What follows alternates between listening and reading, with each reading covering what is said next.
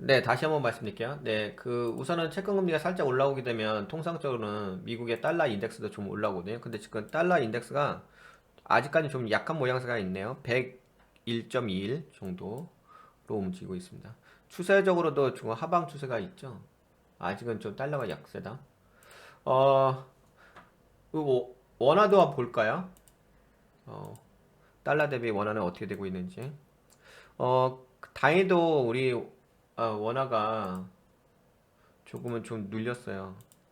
최근에 한 1347원까지 좀 올라왔다가 지금은 1317원까지 좀 빠졌죠. 좀 환율이 좀 우리는 좀 비쌌죠. 환율이 좀 하락을 했습니다.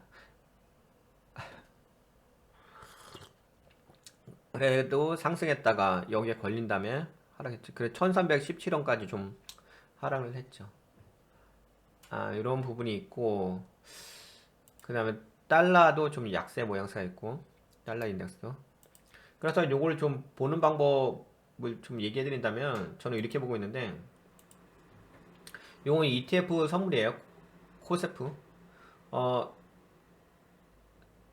원화가 좀 강세라고 얘기할 수 없는데 그나마 좀 원화가 달러 대비 약간은 강세라고 된다면 그러면은 이제 이렇게 하락을 하겠죠. 아까 환율도 보시다시피 1347원에서 1317원. 아직까지 물론 1300원대이긴 하죠.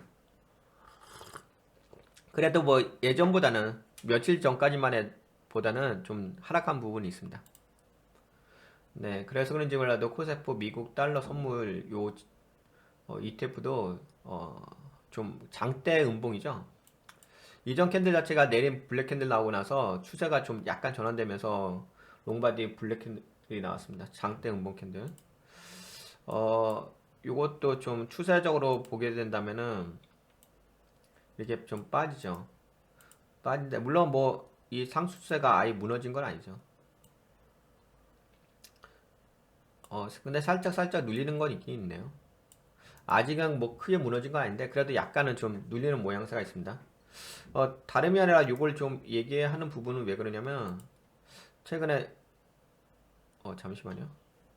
최근에 이거에 대해서 말씀드렸는데 잠시만. 잠시만요.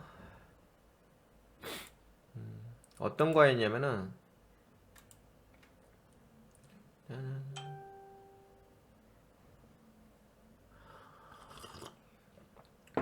이거였죠. 그 환율 불안해 한국은행 가구 국민연금이 350억 달러 정도 수합 체결을 했죠. 그래서 요것에 대한 효과가 좀 일어나지 않을까 있지 않을까 좀 생각을 했거든요. 네, 아직까지는 있지 않았다가 그래도 최근에 좀 다시 한번 올라갔다가 조정 주는 모양새.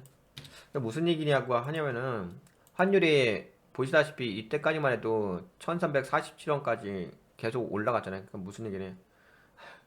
같은 얘기를 반복하는데. 네, 추세적으로 이렇게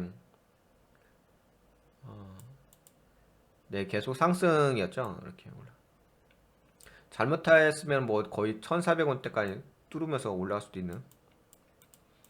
그런데 이제 올라가다가 지금은 살짝 조정받았어요. 물론 아예 완벽하게 꺾인 건 아니에요.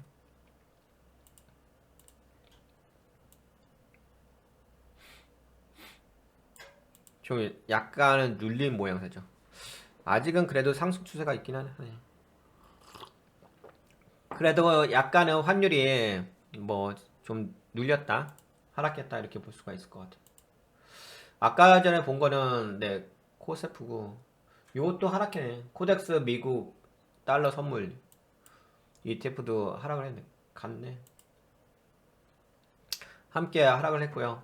요거는 이제 달러 대비 원화에 대한 흐름에 대해서 좀 체크를 해드린 거고요. 또 하나 또 다른 관점. 또 다른 관점 뭐냐면 요거는 저거예요. 그냥 달러 인덱스. 달러 인덱스 관점에서 달러의 흐름이 지금 어떻게 되고 있는지 보려고 하는 거지. 아까 전에 봤던 것은 원화 대비 달러고요. 이건 그냥 달러 인덱스. 달러 자체의 어떤 통화의 어떤 움직임. 달러 인덱스의 그 흐름도 그렇게 강해 보이지는 않네요. 이쪽이 하방이죠. 여기도 하방. 네, 추세적으로 좀 하방에 계속 있어가지고 아직까지는 달러가 약하다고 볼 수 있겠습니다. 요새 그런 얘기 많이 돌죠. 유튜브 하시는 분들께서 달러가 예전 같지가 않다 이런 얘기 많이 하시죠. 예, 그래서 그런지 몰라도 아직까지도 달러가 약세 모양새가 있습니다. 달러가 약세인데 되게 웃기긴 한데 보통 이제 달러가 약세면 원화가 강세가 될 수 있잖아요. 근데 달러가 보시다시피 이렇게 약세임에도 불구하고 아까 예, 우리나라 원화는 그냥 1347원까지 올라왔죠. 만약에 달러가 강세였으면은 원화가 약세가 되는 게 맞죠. 그래서 1347원까지 올라가는 게 맞는데 아까 보셨다시피 달러가 약세임에도 불구하고 네, 이렇게 약세임에도 불구하고 우리나라 원화는 제대로 힘을 못 쓰고 있죠. 그러다 보니까 고육지책이라고 해야 되나요? 고육지책으로 한국은행과 국민연금에 30억 불 수압 체결을 했다는 부분. 근데 이제 요거를 수압 체결을 했을 때에는 그래도 환율이 좀 안정되는 부분이 있었어요. 네, 그래서 그거에 대해서 좀 말씀드리긴 했었죠. 네, 그래서 안정된다기보다는 그나마 좀 환율이 좀 떨어지는 부분이 있었어요. 근데 아직까지는 이제 그런 모양새가 강하게 보여지지는 않습니다.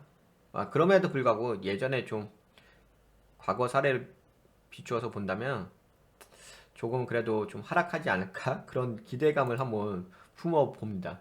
그래서 그런지 몰라도 지금은 좀 약간 빠졌죠. 물론 뭐 많이 빠진 건 아니죠. 냉정해 보게 되면 뭐 그냥 하도 요새 많이 올라와서 1347원까지 올라갔다. 지금 1317원까지 좀 빠진 것 뿐인 거니까.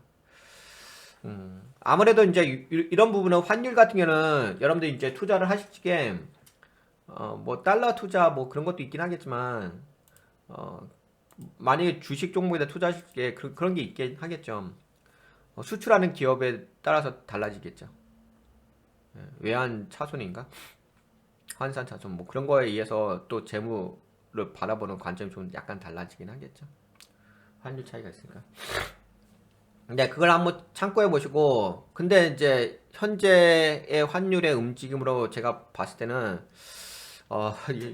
여기다 써드릴까요? 네, 써드리는 게 낫긴 하겠다. 약간 정리를 해서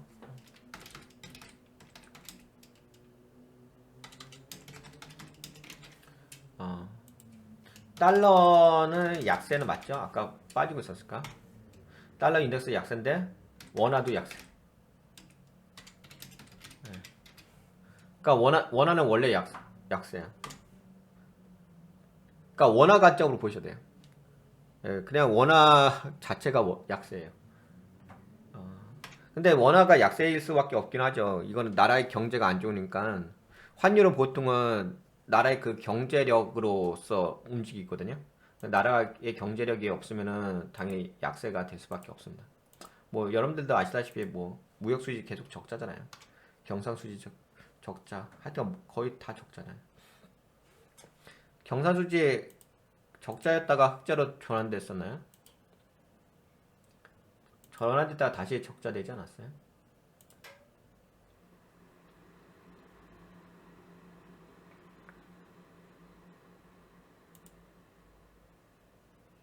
네, 아직 적자죠. 경상수지 지금 마이너스 5.2억 달러 적자.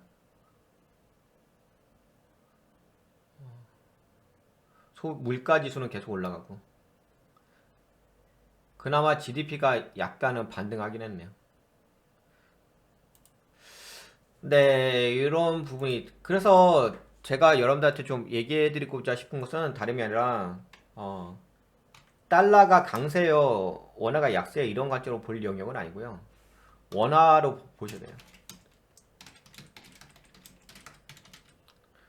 네, 이 관점으로 보셔야 돼요. 그러니까 무슨 얘기를 해드리려고 하냐면은 달러 인덱스 관점이 아니라 원화를 보셔야 된다고. 그러니까 달러가 강세던 원화가 약세던 간에 상관이 없어요. 다시 말씀드릴게요.